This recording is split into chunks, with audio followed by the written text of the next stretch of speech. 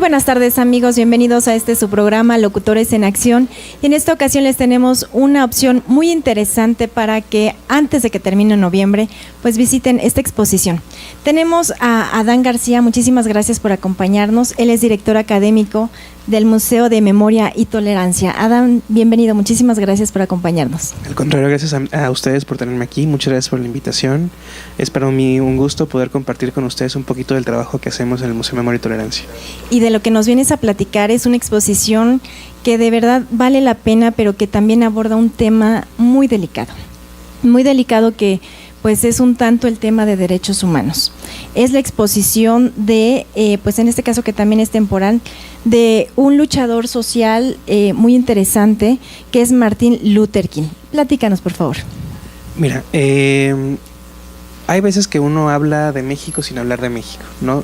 Y en este caso, Martin Luther King, Un sueño de igualdad, es una exhibición que habla sobre racismo y discriminación, ¿no? Es una realidad mexicana. Pero a veces también algo de lo que hacemos es que vemos hacia afuera o en el otro lo que nos pasa a nosotros, ¿no? Martin Luther King, Un sueño de igualdad, lo que hace es un recorrido en los Estados Unidos por la lucha por los derechos civiles que se pueden entender también como derechos humanos en cierto sentido, de una población altamente discriminada, que era la población afrodescendiente. Si ustedes recordarán, la esclavitud fue una cuestión, una forma de producción en los Estados Unidos y en algunas colonias americanas particularmente, y cuando la esclavitud se elimina, el racismo no, esta separación o jerarquización entre lo que se conoció como razas, el origen étnico o la tez, se mantuvo como una cuestión normalizada en los Estados Unidos. No fue sino hasta 1955 más o menos que el derecho el movimiento por los derechos civiles que Martin Luther King encabeza va a tratar de quebrar esa discriminación, esa segregación, ¿no? Que por cierto, Adán, quiero comentarles a nuestro auditorio que le costó por lo menos 14 encarcelamientos. Sí, fíjense, una de las cuestiones que tiene que ver con pensar que el sistema es injusto es como a un luchador social, a alguien que trabaja por los derechos humanos, es alguien a quien persigues. Entonces, lo que Martin Luther King decía es, yo ni siquiera me voy a pelear por no ir a la cárcel, es más, yo voy con todas las ganas de ser apresado, porque lo que prueba cada uno de mis encarcelamientos es cómo el sistema es injusto y se equivoca. Así es, y soportar esas 14 pues injusticias, diría yo, pero sobre todo lo que vivió, ¿no? En esas situaciones, muy complicado. Pero bueno, platícanos en qué consiste esta exposición tan interesante. Fíjate, regresando a 1955, una de las cosas que detona el movimiento de derechos civiles y políticos es la segregación, por ejemplo, en el transporte público. Imagínense que ustedes un día van bien cansados del trabajo, se suben en un autobús y como son de tez morena o de tez oscura, cualquier persona de tez blanca que llegue los puede remover del asiento y decirles, este es mi lugar. Entonces eso pasa en el 55 en un lugar que se llama Montgomery, en Alabama, contra una señora que se llama Rosa Parks. Rosa Parks es una costurera, viene cansada del trabajo y dice, yo no me paro.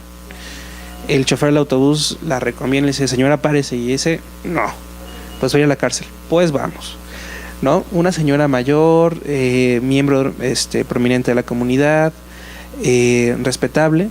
Y entonces alrededor de ella, Martin Luther King junto con otros pastores de las iglesias, porque Martin Luther King era pastor, y miembros o líderes sociales, sistema de autobuses y transporte público de la ciudad hasta que no sea un sistema justo. Para esto antes ya había habido una sentencia en contra de la segregación, pero este boicot dura 381 días. Y lo que hay al inicio de la exhibición de Martin Luther King es una réplica completa del autobús en el que iba Rosa Parks. Prácticamente nos platican la historia, ¿no? Cada una de estas historias. ¿Y cuántas piezas integran esta exposición?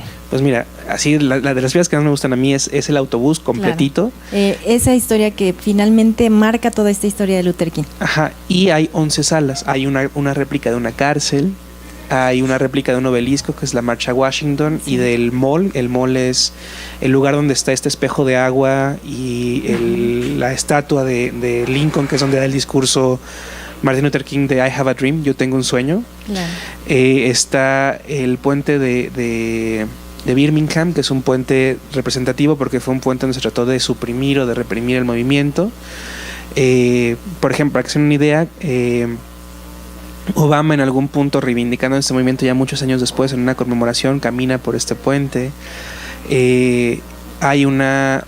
El voto, por ejemplo, la población negra estaba casi prohibido. No solo podían votar los afrodescendientes que pudieran leer, escribir, tuvieran una profesión.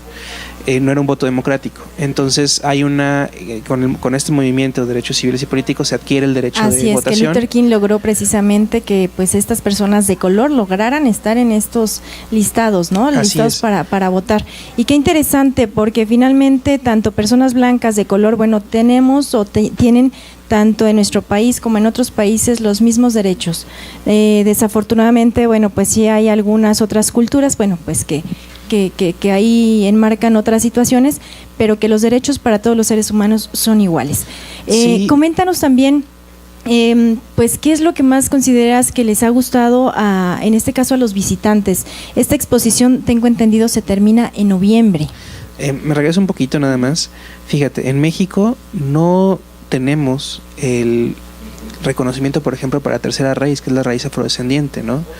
En nuestra propia Constitución no se reconoce esto, entonces también nosotros estamos un poquito atrasados en ese sentido. Exacto, que yo creo que nos hacen falta mucho por hacer, tanto sociedad civil, gobiernos, mucho por hacer en cuanto al tema de derechos humanos, derechos civiles, y creo que es importante esta exposición tanto para las organizaciones y para todas, pues para toda la sociedad, esta exposición, que finalmente también lo que nos interesa es, bueno, inculcar estos valores, ¿no? De tolerancia, de valores, de respeto. Qué interesante. Entonces, algo de lo que me preguntabas hace un segundito, una de las cosas que más les gusta a las personas en la sala es una pared pizarrón, ¿no? La frase de Martin Luther King que dice, yo tengo un sueño, habla sobre, yo tengo el sueño de que un día mis hijos convivan en la misma mesa con la gente blanca y que seamos medidos por nuestras virtudes y por nuestras acciones, no por nuestro color de piel. Entonces, al final de la exhibición hay una pared pizarrón que dice cientos de veces yo tengo un sueño, y cada persona pone el sueño que tiene. Entonces dice yo tengo un sueño, y con gis puede intervenir la pared.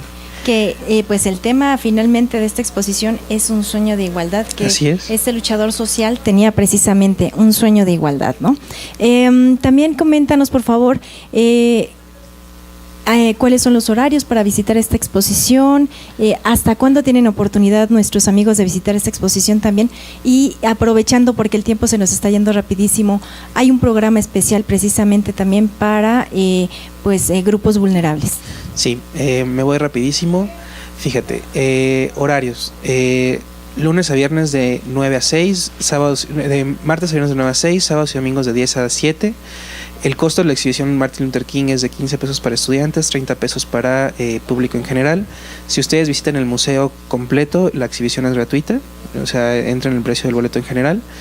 Y por ejemplo, esta cuestión que me hablas de los grupos vulnerables o personas de escasos recursos, es que el museo, a través de fundaciones, por ejemplo, Fundación BBVA, ha traído a más de 100,000 personas, niños. 100,000. Más de 100,000, no solo Fundación Bancomer, 140,000 personas más o menos en estos años, para que conozcan el museo, ¿no? Sin pagar un peso.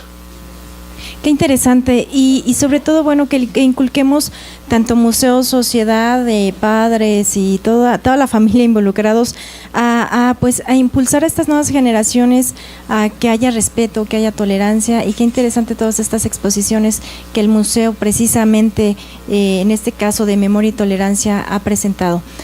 Por favor, te pido que les hagas la invitación a nuestro auditorio para que pues no se pierdan esta exposición.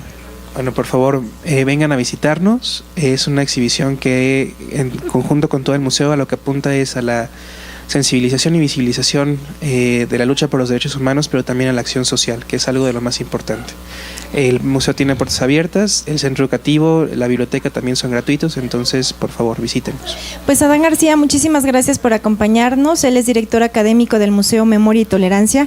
Te agradecemos muchísimo, y ya saben que tienen las puertas abiertas aquí en nuestro programa Locutores en Acción. Muchísimas gracias. Hasta luego y continuamos.